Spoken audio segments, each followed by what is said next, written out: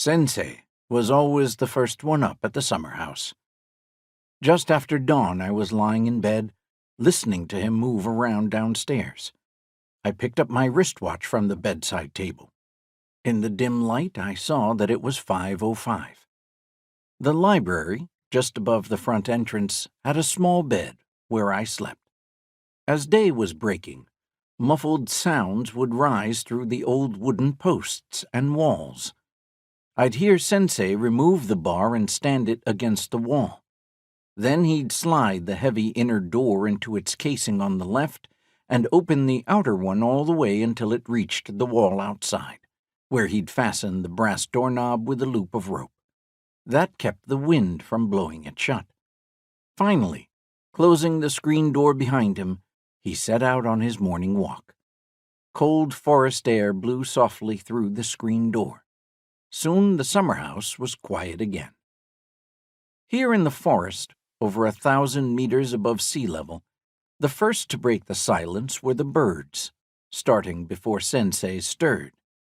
Woodpeckers, grosbeaks, thrushes, flycatchers. The names come quickly to mind. Some I can only remember by their song.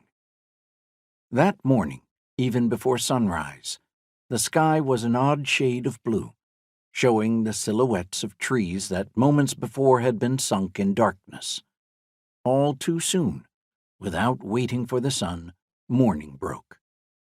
I got out of bed and raised the blind on the small window that looked out onto the garden. Mist, thick clouds of it, veiled the leaves and branches of the katsura tree. The birds were quiet. I stuck my head out of the window to breathe in the mist. If that smell had a color, it wouldn't be white, but green. Careful not to make a sound, I raised the blind in the workshop next door. All I could see out of this much wider window facing south was a stretch of white. The huge katsura in the garden floated in the mist. I wondered whether Sensei might get lost in the hazy woods. But no matter how deep it seemed, the mist disappeared as soon as the sun rose.